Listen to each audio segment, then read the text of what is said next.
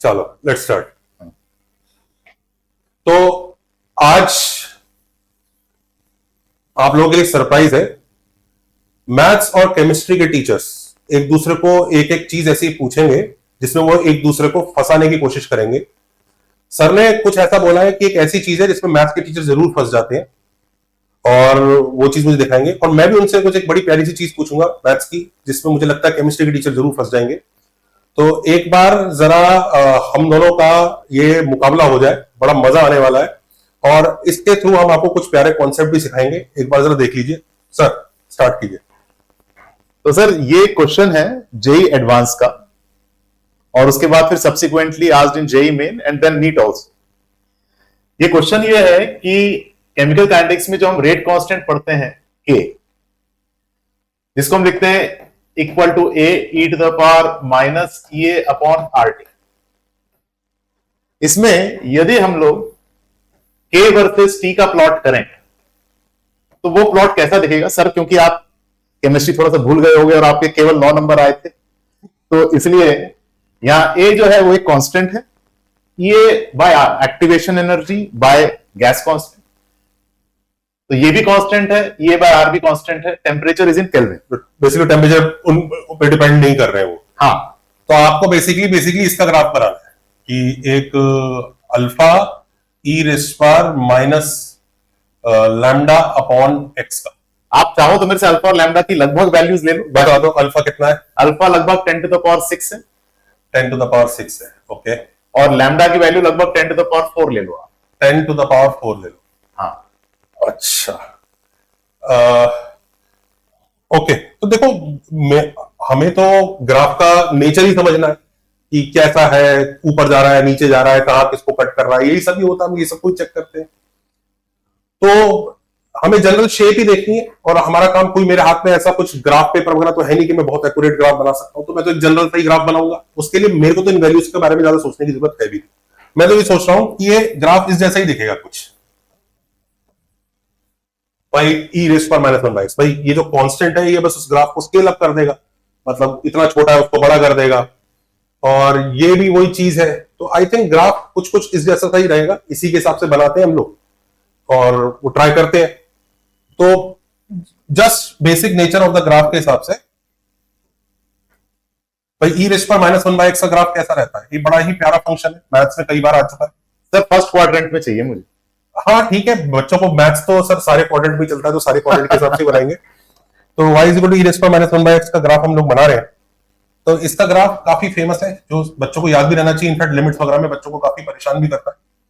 इस ग्राफ की सबसे बड़ी खास बात है, जब इसमें आपके पास एक हॉरिजॉन्टल एसिम्प्टोट होगी, जब आप x इंफिनिटी पे जाओगे तो e की पावर माइनस इंफिनिटी, e की पावर माइनस 1 बाई इंफिनिटी आपका अल्टीमेटली वो 0 यानी 1 की तरफ जाएगा।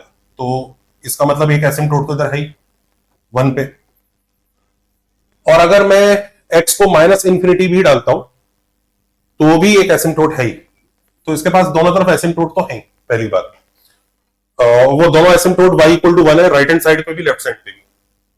अब दूसरी बात यह है कि इसका नेचर समझ लेते हैं। x टेंडिंग टू 0 पे, अब x टेंडिंग टू 0 पे 0 प्लस पे जाएगा तो थोड़ा सा चीज चेंज होगा। 0 प्लस पे ये नंबर माइनस इंफिनिटी की तरफ जाएगा, तो आप समझ सकते हो 0 की तरफ जा रहा है, तो राइट हैंड साइड से 0 की तरफ जाता है।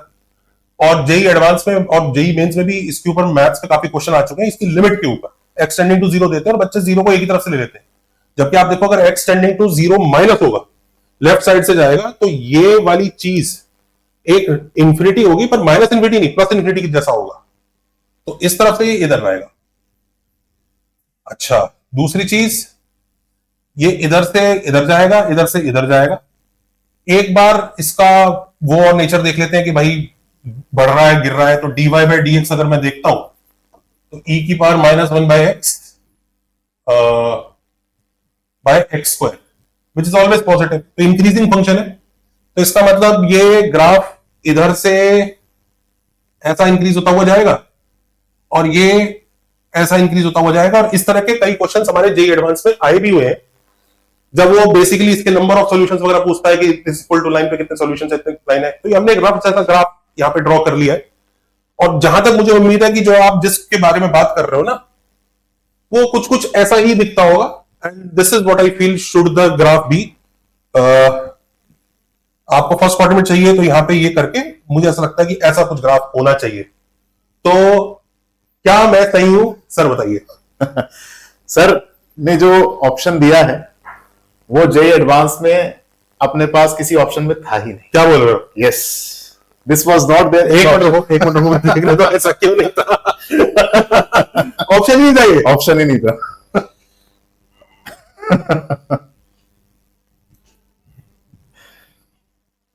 देखो e ratio minus 1 by x का ग्राफ ऑलमोस्ट ऐसा ही यूज करते हैं, इसको ज्यादा एक्यूरेट वगैरह कुछ देखना पड़ेगा क्या है वो।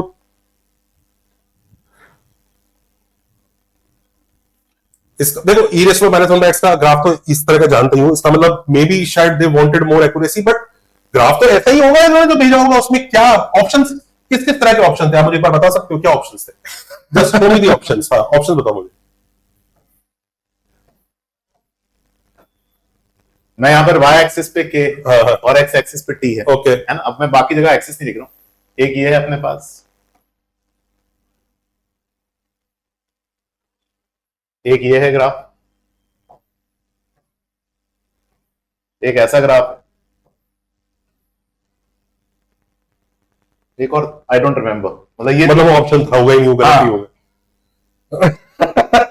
तो देखो ये दोनों तो हो ही नहीं सकते क्योंकि डिक्रीजिंग है हमारा ग्राफ, डिक्रीजिंग तो नहीं है, तो ये दोनों तो गलत हो ही गए। पर तो मजबूरी में मतलब ये मार्क करना पड़ेगा, जबकि ये तो नहीं है यार, एसिम्प्टोट तो बन नहीं रही है इसमें। और एसिम्प्टोट यहां पर क्या लग रहा है आपको? तो जैसे वर्टिकल से एसिम्प्टोट लग रही है। Yes yes yes. तो मैथमेटिक्स नहीं आती क्या केमिस्ट्री वालों को? नहीं, मैथमेटिक्स आती है बेसिकली। इसका मतलब ये हम जिस चीज को जो इग्नोर कर रहे हैं, शायद मे बी यहां पर हमें ना इसका कनकेविटी वगैरह चेक करनी चाहिए, उस तरह की कुछ चीज होगी। मेरा शक है कि वी हैवंट गॉन, हमने सिर्फ इंक्रीजिंग डिक्रीजिंग ही चेक कर लिया है। मे बी शायद हमें कनकेविटी भी चेक करनी चाहिए, तो शायद पता लगे ऐसा तो नहीं है, कुछ है, पता हो सकता है। हाँ, अब देखो इसमें क्या होता है कि हम लोग लेते हैं लेटस से k is equal to a e to the power minus e a by r। हम dk बाय dt करते हैं, तो when we do dk by dt that will be equal to k e a by rt square. क्या मैं इसको detail में बताऊं ये कैसे आया? अरे समझ गए। समझ गए? हाँ, इतना मैथ पढ़ा है मैंने। अब हम इसका डबल डिफरेंशियल करते हैं sir, d square k by dt square. मैं बच्चों को बता देता हूं कि भाई इन्होंने डिफरेंशिएट किया होगा ना, तो ये वाली टर्म तो आई होगी और ये t का इधर आ गया होगा, तो ये वाली टर्म वापस k की फॉर्म में, तो k को वापस रिप्लेस कर दिया। ठीक है, तो d square k by dt square यदि हम लोग करते हैं तो यहां पर आएगा dk by dt into e a by rt square minus, बताइए sir, 2k e a by r t cube. ठीक। और dk बाय dt की जगह मैं वापस से सब्स्टिट्यूट कर देता हूं, सब्स्टिट्यूट कर दीजिए और इसको मैं इक्वल टू 0 कर देता हूं। सर आप बताइए, डबल डेरिवेटिव 0 करना चाह रहे हैं, मतलब आपकी इच्छा क्या है निकालने की? What do you want to find? Inflection point. मतलब आप डबल डेरिवेटिव का साइन चेंज देखना चाह रहे हैं? Yes yes. तो बात इन्फ्लेक्शन पॉइंट की है। यस। अच्छा, तो इसका इन्फ्लेक्शन पॉइंट बताइए सर क्या आएगा? तो अच्छा मुझे इसमें बताओ, इसमें आपने वैसे k क्यों इन्वॉल्व किया? मतलब डायरेक्टली आप डबल डिफरेंशिएट कर लेते। हाँ चलो ठीक है, अब जितना आता है मैं उतना कर लिया मैंने। तो आप बस मुझे इसकी वैल्यू बता दो। इसकी वैल्यू निकाल देते हैं। dk by dt is k ea by r t square into ea by r t square minus 2k ea by r t cube, और इसको इक्वल टू 0 दे रहे हैं। हाँ, r गया, k गया, ea गया, t भी गया, टी स्क्वायर गया, t क्यूब भी चला टी गया। क्यूब चला गया।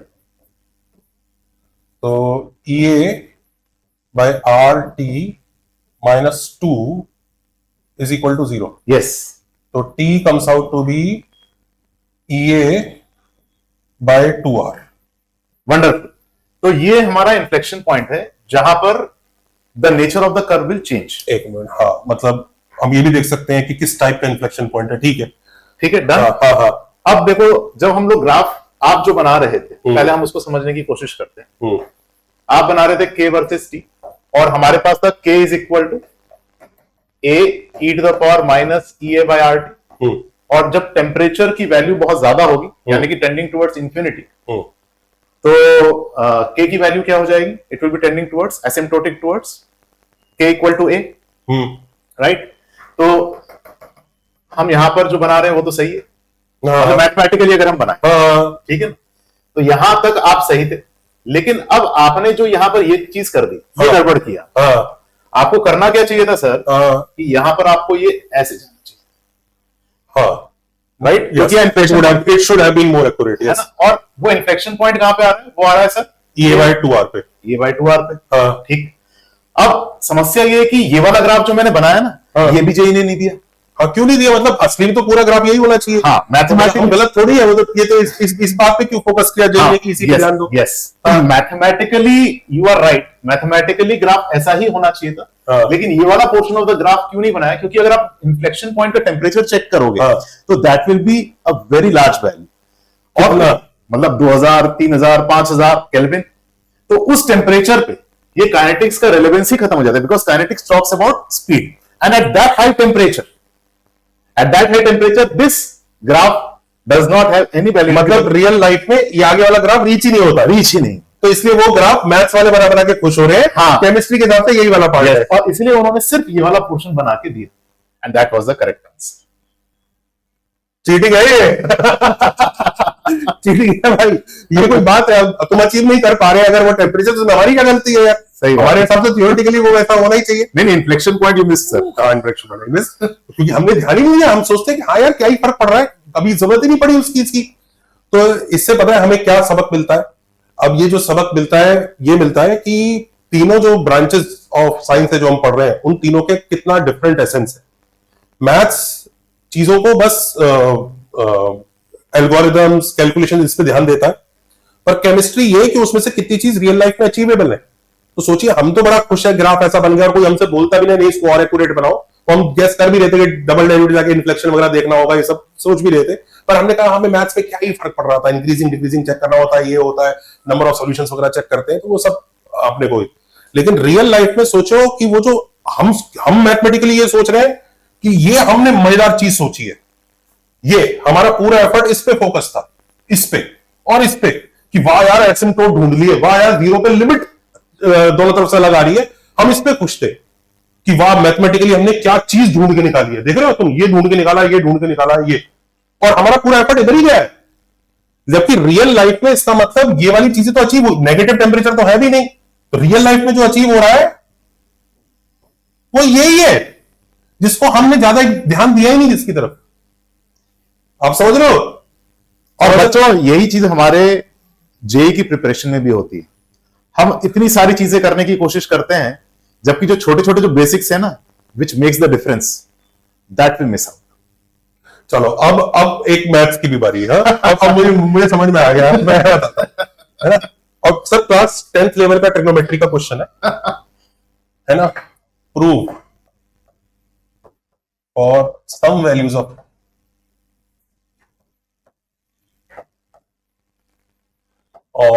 Theta cosec square theta is approximately equal to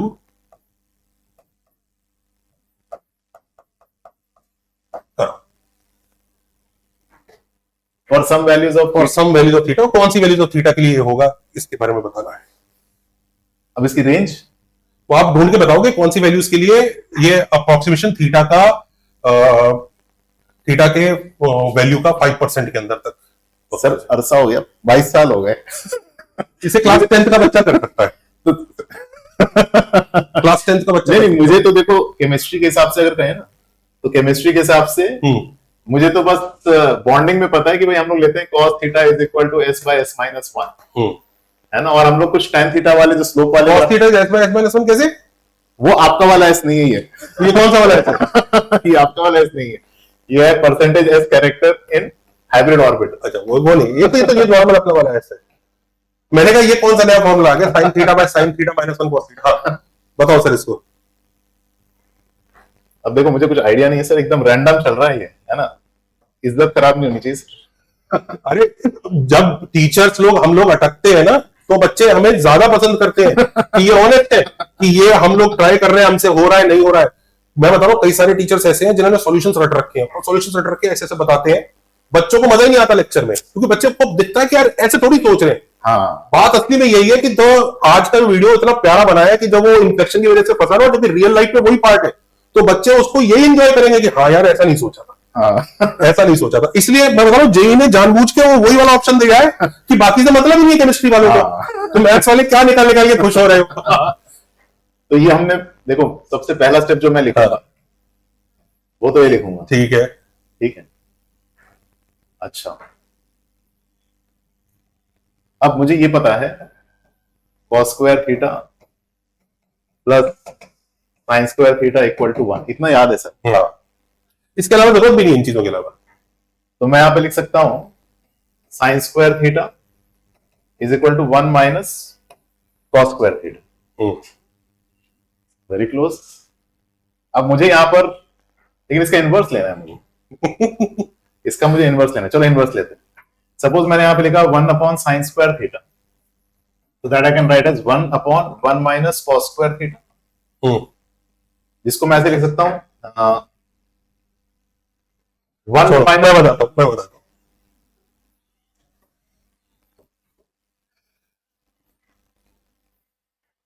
हमें ये प्रूव करना है। हाँ नहीं उसको रैशनलाइज नहीं करना, नहीं हमें ये प्रूव करना है approximately 1 plus 16 pi square theta, ये प्रूव करना है। थीटा स्क्वायर, अच्छा ये 1 प्लस कॉट स्क्वायर थीटा होता है। याद ही नहीं मुझे। हाँ हाँ कोसेक स्क्वायर थीटा। हाँ। तो इसका मतलब बेसिकली हमें ये प्रूव करना है।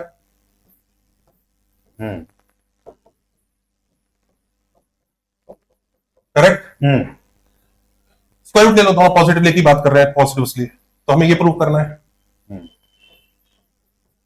Which is true. Do you know why? No. अरे कॉट मतलब 4 पाई, तो दिस